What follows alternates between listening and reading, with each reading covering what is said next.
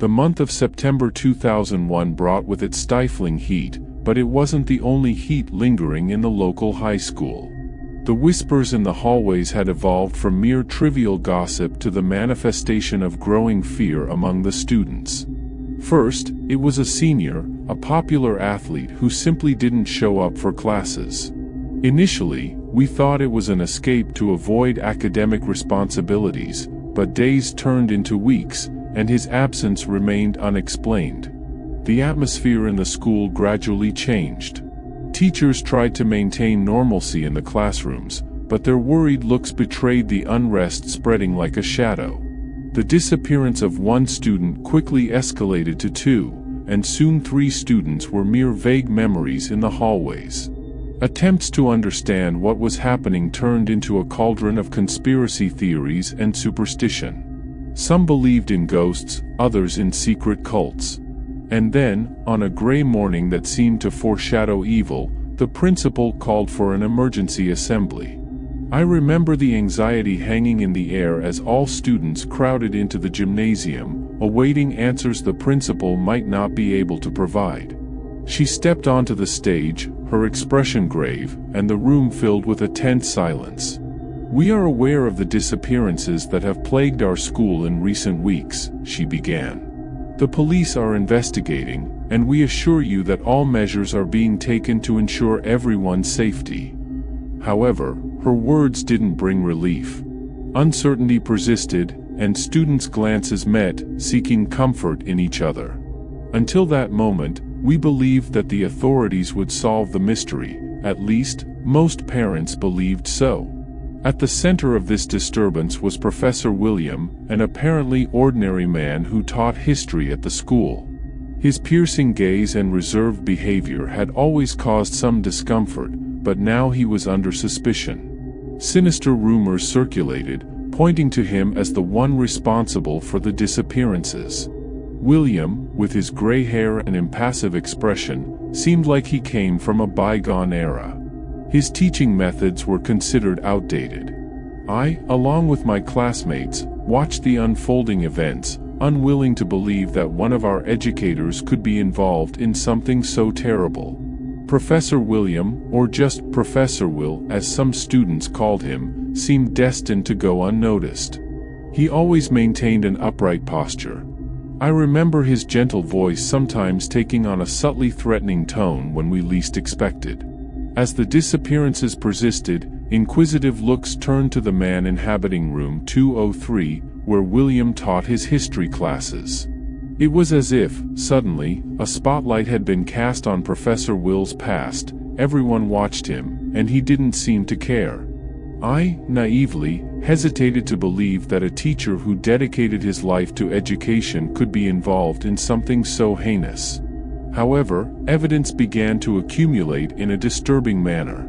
Students mentioned strange encounters after school hours. William's name echoed through the hallways. As tension grew, furtive glances and whispered rumors indicated that William was the prime suspect in many minds. The sun set on that day as if plunging into the darkness that enveloped the school. Trying desperately to maintain a normal routine, I walked through the now silent hallways. That's when I was surprised by his presence, Professor Will, as if he had been waiting for the right moment to appear. Professor William approached me with a friendly smile. "We've talked little, haven't we?" he said, his soft voice almost a whisper. "I think I have some books that could expand your horizons, open new paths to knowledge."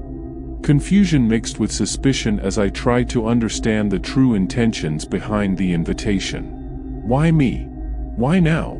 My intuition screamed to refuse, but something compelled me to accept. "We'll meet in the library tomorrow afternoon. I promise it won't take much of your time. I have great insights," he said before walking away, leaving me standing there with a whirlwind of unsettling thoughts. The next morning, I had the feeling that something terrible was about to happen. However, against all warnings from my instinct, I headed to the library, where Professor William awaited me. Professor William was there, standing among the dusty shelves, still with a friendly smile. "I'm glad you came," he said, gesturing for me to approach. He pointed to some books, each older and more mysterious than the last. These stories have the power to open doors to unknown dimensions, my dear. The truth often resides in places few dare to explore. Despite the heavy atmosphere hanging over us, I struggled to believe that the professor was just trying to help. I ignored the whispers of paranoia trying to invade my mind, dismissing them as mere products of the collective fear plaguing the school. Professor William suggested I take the books home and read them at my own pace. He bid farewell with an enigmatic smile, leaving me there in the library. The next day, I met Professor William at the library entrance. His calm demeanor and serene expression starkly contrasted with the tumult of emotions within me. He seemed completely unaware of the gruesome events plaguing the school, as if he were distant from reality. I began to think he was too old. As we entered the library, a wave of discomfort ran down my spine. The air was heavy, saturated with a tension that seemed accumulated.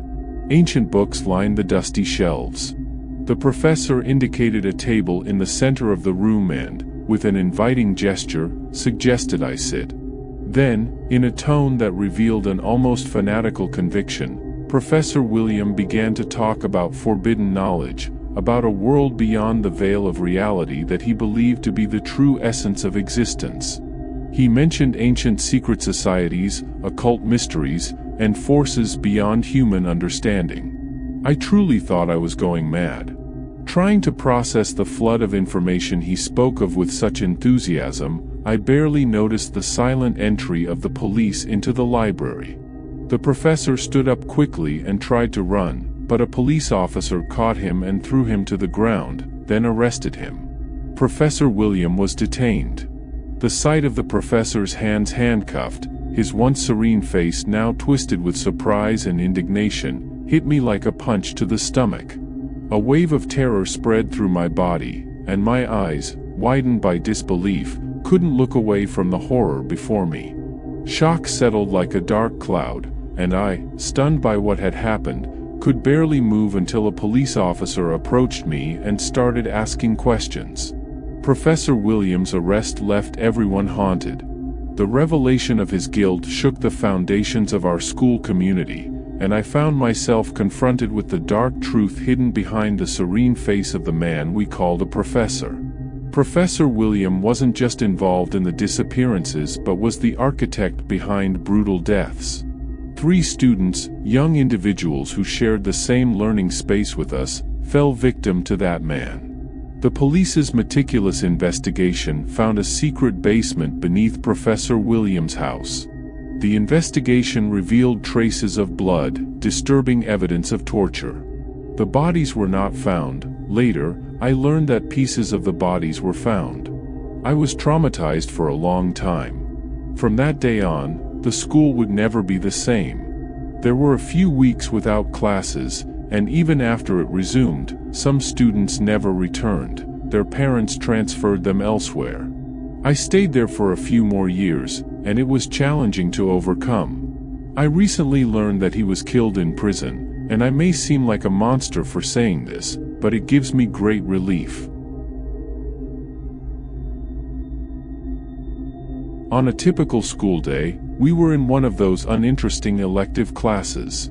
My friend Jonas was in the same class, so we always managed to stir up some trouble. It was a Friday, and there would be a football game later, so we planned to go. Jonas, being the charming talker he always was, turned his chair to face the girls Lisa and Clara, inviting them to the game. We already knew them well, so it wasn't strange for him to invite them. They agreed to meet us later, so Jonas dropped me home after school. About 4 hours later, he came back to pick me up, and we went to get Lisa and Clara. We drove to the school parking lot near the forest. We secured good seats in the top row of the bleachers. As the game started late, it was getting dark. Our team was losing badly, and many people in the stands were leaving early. We stayed, planning to leave the field later. The game ended, our team lost, and the field and stands fell silent. But we tried to have fun on the field anyway. When the field lights went out, It was almost pitch dark, except for the moonlight. We went to the field to lay down. Jonas ran to the car to get more alcohol. It was probably around 10 o'clock. He suggested going to the forest next to the football field.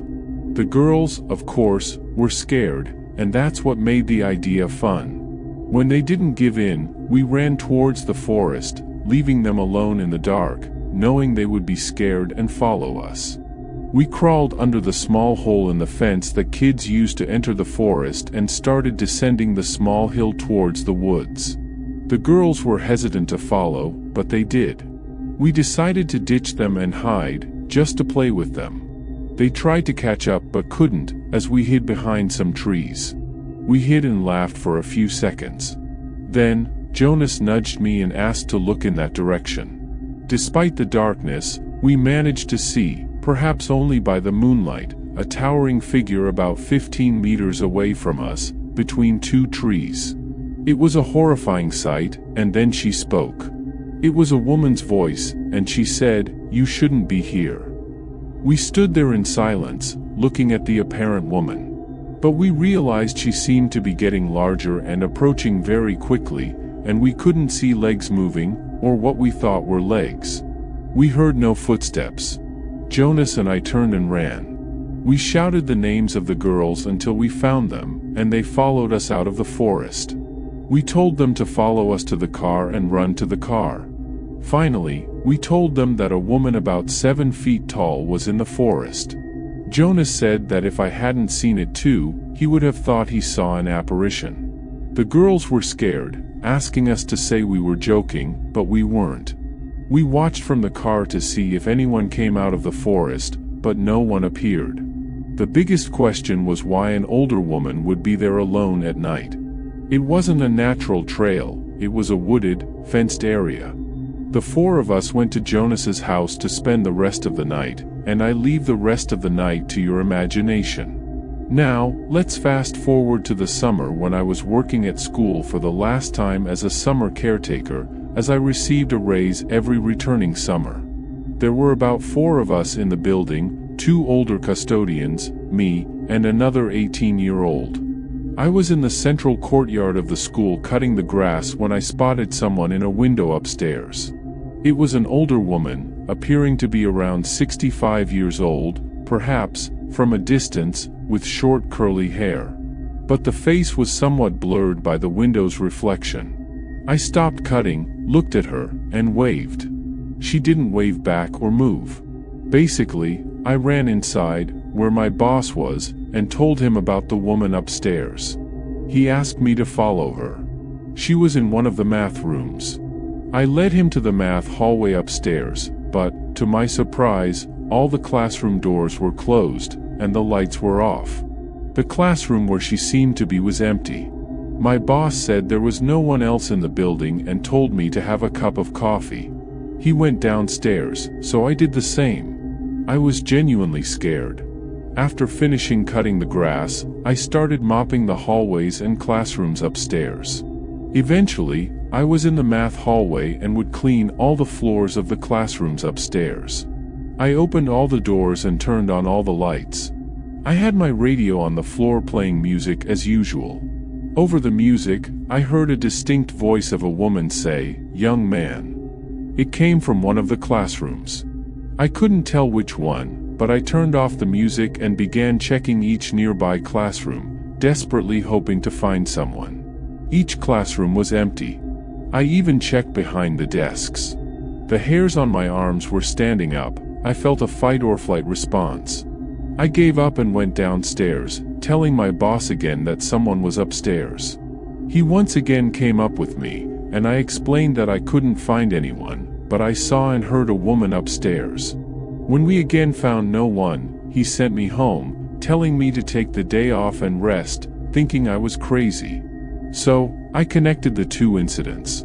What if they were related?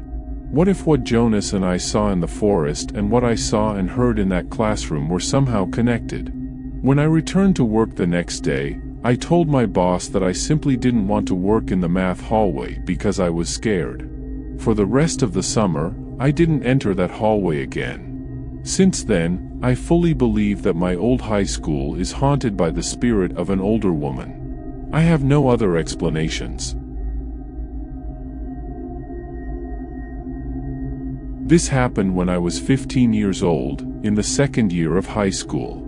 Unfortunately, lunchtime classes were assigned randomly, so this year, I only had my friends Greg and Jensen in the same lunch period as me. One day, a new student entered the first period astronomy class. Our teacher, who loved making jokes, had him introduce himself to the class. His name was Mike. The teacher teased Mike for a minute and then asked him to sit down. I was in the last row, and the only vacant desk was next to me, in the back corner. Mike came and sat beside me. The class hadn't technically started yet, so everyone was talking. As Mike sat down, he looked around the room, and I felt a gaze on me. I turned, made eye contact with him, and he nodded, saying, "Hey." He replied, "Hey, man." He introduced himself, and I gave my name too. Mike was a white guy with a scruffy, uneven beard. He wasn't attractive, but he wasn't ugly either. He just looked like an ordinary guy. He had quick conversations with me, and I was being friendly, imagining how tough the first day at a new school could be. I was probably the first person he officially met at school. During that period, we had to form pairs for a task, so Mike asked me to work with him. I had to accept. After all, I didn't have close friends in this class. We had laptops in this class to start working on the assignment. I quickly realized that I didn't like Mike's sense of humor. He made too many jokes, acting like we were close friends. However, his jokes weren't normal, and he had an awkward laugh every time he made a joke. He cursed every 2 words and constantly made dirty and vulgar jokes. I wasn't sensitive to this, but with him, it was too much. At the end of the period, we had to exchange numbers for the project, and then I headed to my next class. Eventually, lunchtime arrived. Jensen didn't come to school that day, so only Greg and I were at our small round lunch table. Suddenly, I see Greg's eyes turning towards someone behind me, and someone pulls a chair next to me. I look and see Mike. He taps my shoulder and says, "Hey, buddy."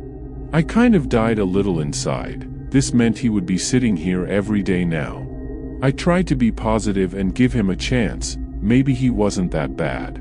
Greg tried to be nice at first, but eventually, Mike started acting weird again, and Greg realized something was wrong. He kept looking at me with those expressions when Mike wasn't looking. This lunch period solidified the fact that something was off with Mike.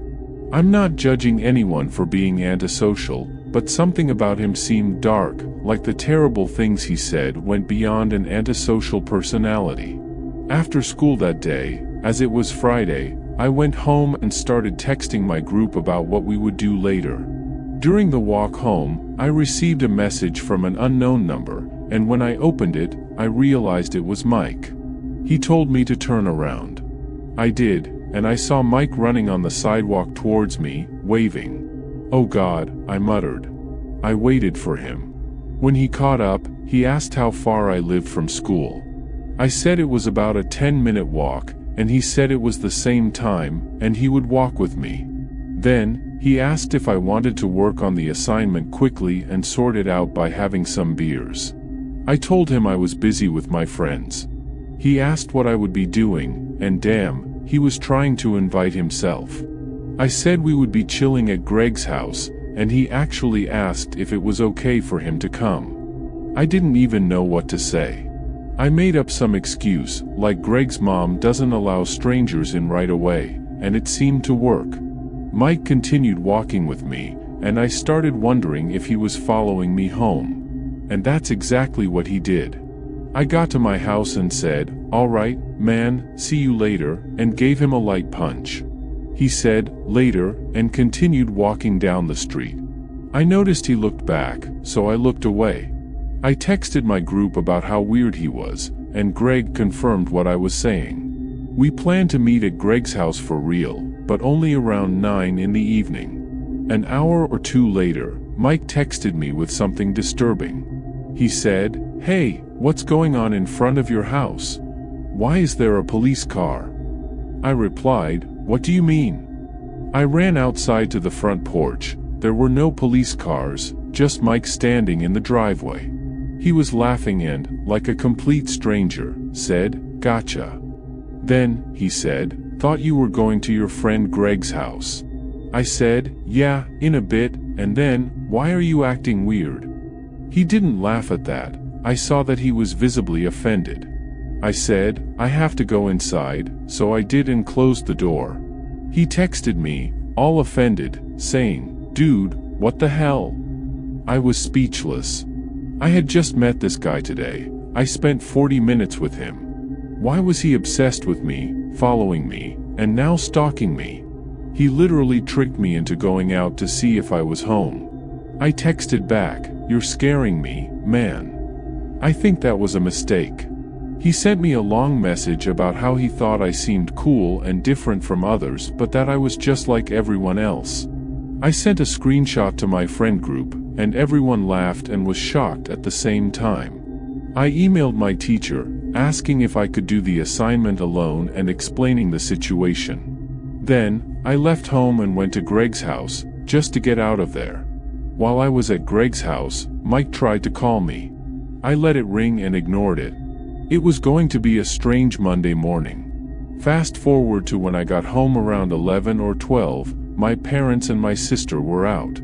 They were probably with friends, and my sister might be with her boyfriend. Nothing out of the ordinary. I locked the door behind me and went up to my room. I started watching videos on YouTube. I heard the doorbell ring from the back door. Yes, our house had a doorbell on the back door, with a different ring than the front. I got up and went downstairs, expecting to see my sister at the back door, but the lights in the backyard were off, and no one was on the other side of the door. I could see through the glass. I opened the main door with the screen door still locked. I said, "Hello," and heard the sound of someone's shoe dragging on the concrete patio, to the left, out of my sight from the door. I closed the door again, locked it, and went up again to call my dad, who didn't answer. But at that moment, my phone started ringing again. It was Mike. I didn't answer. Then, he texted me saying, "Come out, idiot." I replied, "I'm calling the police." And, to my surprise, he replied, okay, I'm leaving." It was him. He was hiding in the backyard, waiting for me to come out. I sent the screenshot to my family and friends and then to the school, which contacted his parents. Apparently, that was the exact reason why his troubled family had to move all the time, because he kept causing problems with people at every school he attended. I can only imagine the terrible things he did to other people who didn't want to be friends with him. He didn't show up in class on Monday or any other day after that. If I had to guess, he probably transferred schools again.